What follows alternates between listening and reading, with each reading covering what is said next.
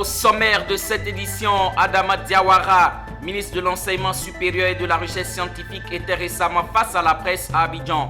Au cours de la rencontre, il a fait le bilan de l'année écoulée et dévoilé les perspectives de son département. Dans cette édition, vous aurez un extrait de l'interview accordée à Jérôme Ewi, nouveau président de la PBFC. Également dans ce journal, nous parlerons du foncier urbain à Abidjan avec le lancement d'une opération de renforcement du cadastrage dans le district. Cette opération, dont le coût est de 725 millions, permettra d'éviter les problèmes fonciers dans le district d'Abidjan. Voilà pour les titres, les détails c'est dans un instant. Bienvenue à vous et merci pour la fidélité. Et comme vous le savez, je suis en plateau avec Amidiara Souba qui nous parlera dans sa chronique sportive de l'augmentation de la cagnotte du vainqueur de la Coupe d'Afrique des Nations 2021. Écoute Nascimento, la CAN se poursuit et à cet effet, une importante annonce a été faite par la CAF concernant la cagnotte du vainqueur de cette 33e édition. On en reparlera tout à l'heure dans ta chronique. Je vous l'annonçais en titre, le ministre de l'Enseignement supérieur et de la Recherche scientifique, Adama Diawara, a tenu une conférence de presse. Il a été question de faire le bilan de l'année 2021 et de présenter les perspectives de son département pour l'année 2022. 610 assistants chefs de clinique et attachés de recherche recrutés en 2021. L'information a été donnée par le ministre de l'Enseignement supérieur et de la Recherche scientifique, Adama Diawara. C'était à l'occasion d'une conférence de presse sur le bilan des activités de son ministère. Sur le plan infrastructurel, le ministre a évoqué le démarrage du programme d'extension des anciennes universités publiques et de la construction de nouvelles résidences et restaurants universitaires. Vous avez l'ouverture de l'université de San Pedro, qui a été effective le 19 octobre 2021. Nous avons, au niveau des anciennes universités, on a un certain nombre de travaux qui ont été entamés. Quand je dis des travaux qui ont été entamés, cela va de la construction d'amphithéâtres, notamment de 530 places, à des bâtiments de travaux dirigés, des bâtiments de travaux pratiques, des bureaux pour enseignants. Saisissant l'occasion, le ministre a présenté les perspectives pour l'année 2022. Ce sont entre autres des réformes en cours d'élaboration, telles que la réforme du brevet de technicien supérieur BTS, le parachèvement de la mise en œuvre du système LMD, mais aussi le recrutement de 260 assistants-chefs, chefs de clinique sur les 1484 docteurs. Pour revenir sur un point qui défraie la chronique, il y a 660 postes qui sont créés pour recruter des docteurs non recrutés, 660 postes dont 210 glissements catégoriels et 450 recrutements nouveaux et contrats. Il y a le parachèvement de la mise en œuvre du système LMD et cela nécessitera un certain nombre de chantiers qui seront, exécutés totalement, avec un financement d'ailleurs du CDD. Nous avons au niveau soft toujours un certain nombre de réformes qui sont en cours d'élaboration actuellement au niveau du ministère, c'est-à-dire la loi sur l'enseignement supérieur et la recherche scientifique d'un côté et la réforme du BTS de l'autre. Réforme du BTS qui va faire en sorte que les filières non porteuses d'emploi seront supprimées et les filières porteuses d'emploi, à ce niveau-là, les curricula seront revisités, seront actualisés de commun accord avec le secteur privé. Pour rappel, l'achèvement des travaux de la phase 1 et l'inauguration de l'université de San Pedro pour une capacité d'accueil de 3000 étudiants constitue l'une des principales priorités du ministère, tout comme l'ouverture de l'université de Bondoukou en 2022. Signature de convention de collaboration ce jeudi entre le Burida, Bureau ivoirien du droit d'auteur, et la DEGAMP, Direction générale des affaires maritimes et portuaires. Cette signature entre dans le cadre de l'élargissement de l'assiette de perception en vue d'accroître les ressources. Elle a été initiée par la Direction générale et adoptée par le Conseil de gestion et de restructuration depuis mars 2020. Le commentaire de Konena Nourgo. La diffusion des œuvres du répertoire protégé par le Burida s'effectuera désormais au sein des bateaux et des navires accostant dans les eaux territoriales ivoiriennes. C'est l'objet de cette convention de collaboration signée ce jour entre le Bureau ivoirien du droit d'auteur Burida et la Direction générale des affaires maritimes et portuaires. Grâce à ce partenariat prévu dans l'axe 2 du plan d'action stratégique adopté par le comité de gestion du Burida, La Direction générale des affaires maritimes et portuaires aidera le Burida à recouvrer une partie des droits d'auteur en mer. Nous avons des zones d'attribution. Le domaine public maritime et lagunaire, les offshore, les plateformes offshore, les bateaux, voilà, communément appelés bateaux, parce qu'il y a les gros navires, il y a les petits bateaux à passagers et autres que nous voyons sur nos lagunes. Donc, ce sont nos lieux d'attribution. C'est sur ces espaces-là que nous exerçons nos attributions. Nous avons des agents qui déjà même font un travail au niveau de la surveillance des bords d'eau, surtout les week-ends et les autres jours. Voilà, donc il suffit qu'il y ait une telle activité. Voilà, je pense que nous ferons en sorte. Mais c'est vrai, nous avons besoin de formation. Cela est prévu dans la convention.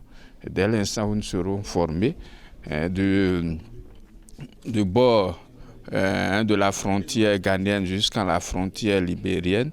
La signature de cette convention de collaboration réjouit le premier responsable du Bureau ivoirien du droit d'auteur qui veut ainsi protéger les œuvres relatives aux droits d'auteur et aux droits voisins sur tout le territoire national.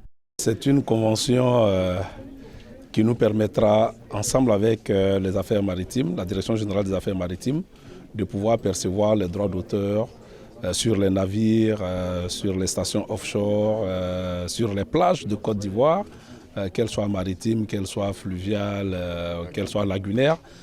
Donc c'est une direction générale qui a bien voulu, en accord avec sa tutelle, donc le secrétaire d'État auprès du ministre du Transport chargé donc des affaires maritimes, de percevoir tous les droits d'auteur issus donc de l'exploitation des œuvres de manière publique sur ces différents espaces-là. Donc c'est inédit, c'est la première fois, comme je l'ai dit dans la salle, c'est la première fois qu'en Afrique, on signe un tel partenariat et qui nous permettra de percevoir les droits d'auteur partout où ils seront exploités sur ces espaces-là. Ces artistes qui travaillent nuit et jour pour nous égayer dans la douleur et dans la joie puissent véritablement vivre de leur art. Au nom du président Tibius Kofi que je représente, je voudrais franchement vous dire merci beaucoup. Témoins de cette signature de convention de collaboration, des artistes, des musiciens et des humoristes ivoiriens venus en nombre impressionnant pour saluer ce nouveau pas de la direction générale de leur structure.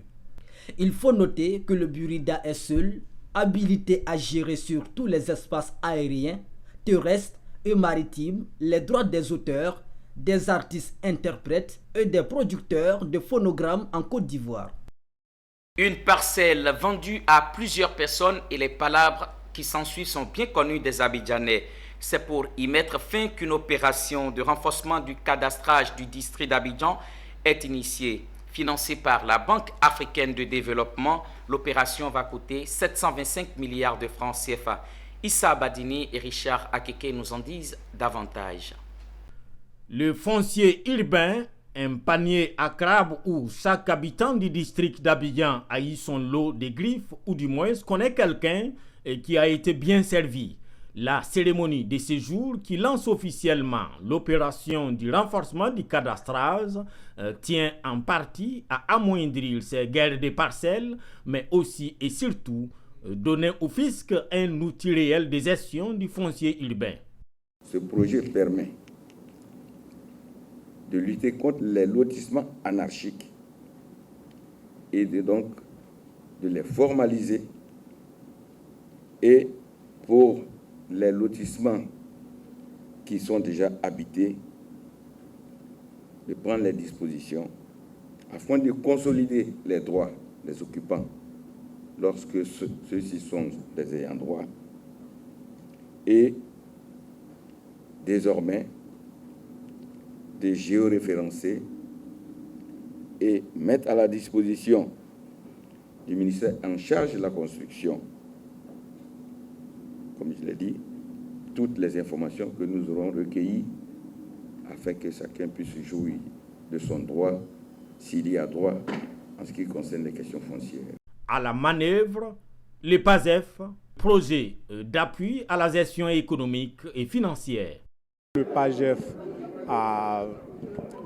en utilisant les procédures de la Banque africaine de développement, a sélectionné un cabinet international qui va réaliser l'opération, donc qui consiste dans un premier temps à faire des prises de vue aériennes pour tout localiser sur l'espace concerné.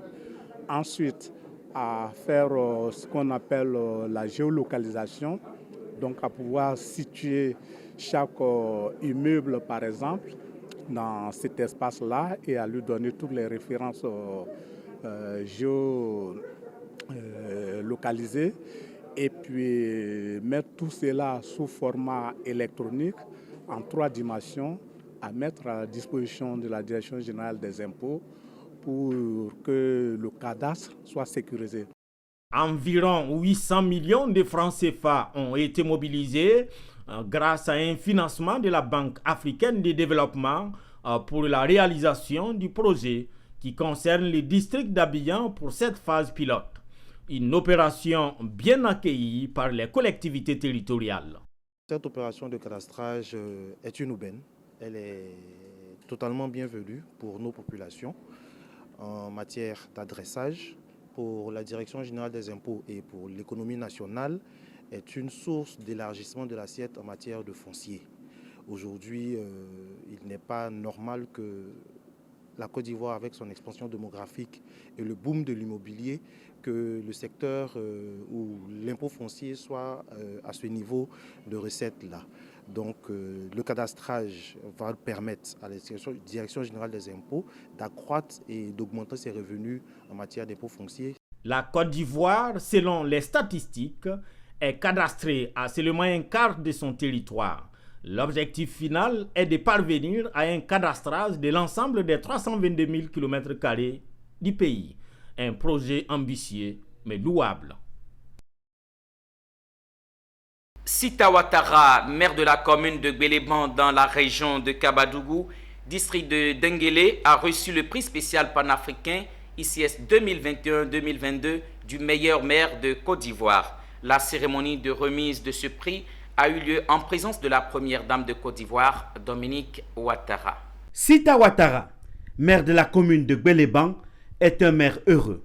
Elle entre en 2022 avec un prix et non le moindre, le prestigieux prix ICS décerné par l'Interafricaine de communication et de sondage. Ce 13 janvier 2022, elle a reçu le prix du meilleur maire de Côte d'Ivoire, ce au regard de ses nombreuses actions sociales en faveur des populations de sa commune. Les témoignages et le film institutionnel présenté lors de la cérémonie de remise de prix présentent Gbéléban comme le petit Abidjan de Kabadougou, un autre pas vers le développement de sa commune. Avec entre autres l'ouverture des voies de la ville, l'installation d'une station-service, la construction d'un collège moderne avec l'appui du Conseil Café Cacao, un plan futuriste pour la commune initiée pour le bien-être de ses administrés. C'est pour récompenser ces diverses actions que le jury de ICS lui a décerné ce prix. L'Interafricaine de communication et de sondage a reconnu les mérites de cet agent de développement doté d'une grande vision. En lui décernant le prestigieux prix panafricain ICS 2021-2022 du meilleur maire de Côte d'Ivoire,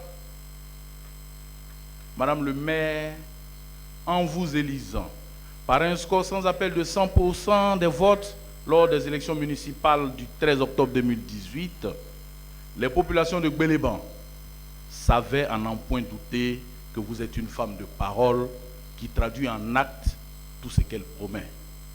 Mais les fils et filles de Gbéléban étaient loin de s'imaginer que vous pouviez en l'espace de 2 années seulement transformer leur modeste cité d'antan en une belle petite ville qui force l'admiration par sa propreté et par ses infrastructures qui n'ont rien à envier à celles des grandes villes.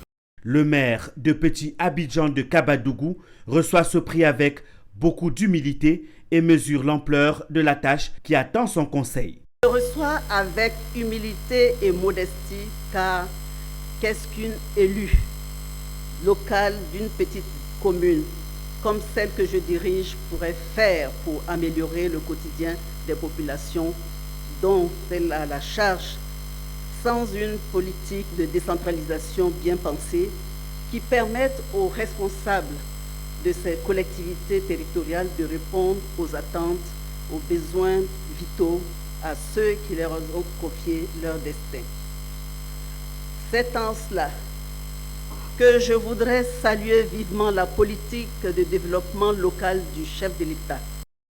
La cérémonie de remise de distinction du meilleur maire de Côte d'Ivoire 2021 s'est déroulée en présence d'une invitée de marque, Dominique Ouattara, la première dame de Côte d'Ivoire, venue soutenir les actions de Sita Ouattara à Gbeleban. Avec ce prix, Sita Ouattara n'a plus droit à l'erreur et sait désormais ce qui l'attend à la tête de la commune de Gbeleban. C'était un reportage de Pierre Tebeu et Marius Seri. L'APBFC, entendez Association professionnelle de banques et des établissements financiers, a un nouveau président. Jérôme Ewi, directeur général de Versus Bank, a été porté à la tête de la fêtière à l'issue d'une assemblée générale. L'APBFC, c'est une trentaine de membres avec environ 17 milliards de francs CFA de total de bilan en 2021. Après son élection, nos reporters ont rencontré le nouveau président de l'APBFC. Je vous propose de l'écouter. Et depuis hier, mes pairs de la profession bancaire m'ont fait l'honneur de me confier la responsabilité de la présidence de l'Association professionnelle de banques et d'établissements financiers de Côte d'Ivoire. Mes premières actions, d'abord, c'est la continuité de ce qui a été fait par le bureau précédent que je salue. Le président Daouda a réalisé, dans ce contexte extrêmement difficile, avec son équipe, des actions remarquables. Il s'agit d'amplifier ce qui a été fait. Aujourd'hui, il faudrait que les banques se montrent résilientes pour pouvoir accompagner et soutenir l'économie. Et les pouvoirs publics, dans le plan national de développement, entendent associer pleinement le privé. Et qui dit privé, n'est-ce pas, dit les banques qui doivent apporter aussi leur contribution dans ce terrain-là. Ce que je voudrais faire en arrivant, c'est que d'abord, le fait d'avoir dirigé une banque d'État m'a permis, n'est-ce pas, d'avoir des liens très étroits avec le pouvoir public et de faire en sorte de favoriser la concertation qui puisse permettre d'adresser tous les sujets et faire en sorte qu'on atteigne l'objectif commun qui est de permettre à l'économie de résister à cette crise-là. Je ne suis qu'un capitaine, comme un chef d'équipe. La force d'une équipe, c'est l'engagement de tous. Si tous s'engagent dans la vision que je veux imprimer, on pourra atteindre l'objectif qu'on recherche. Il ne faut pas dire que c'est le mandat de Jérôme Ewi, c'est en fait le mandat de tous. Jérôme Ewi n'est que celui qui va donc impulser le mouvement.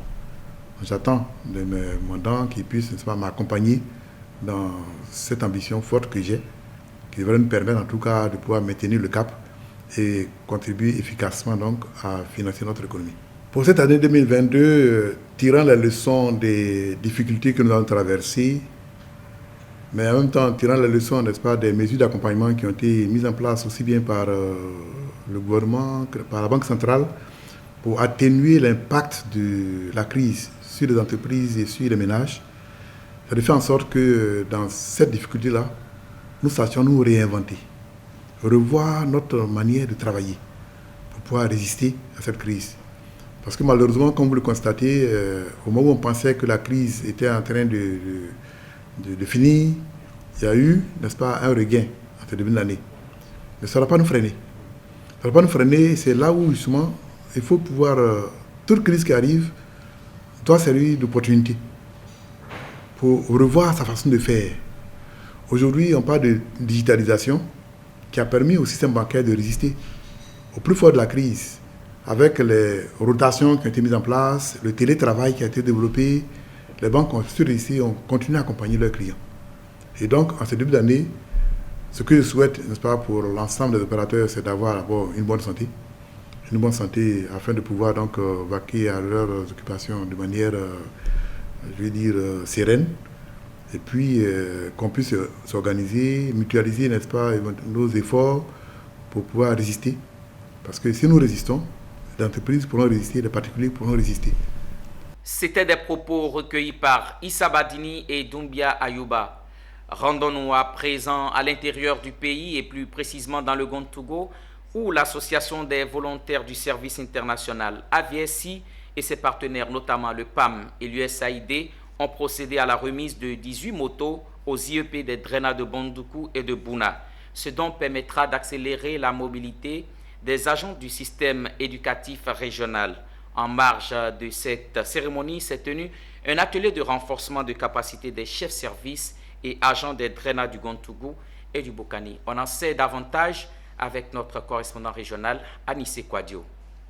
14 motos remis aux IEP de la DRENA de Bondoukou et 4 pour la DRENA de Bouna. En tout, 18 motos afin de favoriser la mobilité des IEP dans le district du Zanzan. Initiative de l'Association des volontaires du service international AVSI et ses différents partenaires que sont le Programme alimentaire mondial et l'USAID, le gouvernement américain. En donnant ces motos, AVSI veut ainsi contribuer à l'amélioration de la lecture-écriture, mais également au meilleur suivi des enseignants qui sont dans les zones reculées, afin d'aider tous nos élèves, afin également d'aider le ministère de l'Éducation nationale et de l'alphabétisation. À travers cette action, il est question de renforcer la mobilité des IEP afin de stimuler auprès des tout-petits leur envie de savoir lire, écrire et calculer. Et cette action est véritablement appréciée par les autorités administratives et éducatives du Zanzan. On ne peut pas être aussi ingrat, ne pas dire merci à celui qui vous donne quelque chose. Je dis merci à tous les donateurs pour ce grand geste à l'endroit de l'école pour la région du Gontougou. En marge de cette remise de matériel roulant par l'AVSI, la Direction régionale de l'éducation nationale et de l'alphabétisation du Gontougou a procédé à un atelier de renforcement de capacité des chefs de service et des structures de la DRENA et leurs collaborateurs au processus d'évaluation annuelle des performances professionnelles des personnels de l'administration scolaire. Il est question d'améliorer, d'accroître les compétences et les qualifications des agents pour qu'ils s'adaptent aux évolutions de l'administration scolaire. Mais pourquoi ce séminaire? Juste pour renforcer les capacités de mes collaborateurs et permettre à l'administration scolaire d'être beaucoup plus efficace. Les activités que l'agent doit mener tout au long de l'année pour atteindre les objectifs qui lui ont été fixés seront sur cette fiche de poste-là. Et il est bien normal qu'on puisse en tenir compte si on veut avoir une administration performante. À travers une telle activité, la Direction régionale de l'éducation nationale et de l'alphabétisation du Gontougou ainsi que du Bunkani vise à croître les compétences afin de favoriser la formation et d'améliorer les relations entre managers et agents et la communication interne. L'heure pour la chronique sportive et Ami Dirasouba est bien installé, mais on vous revient juste après ceci.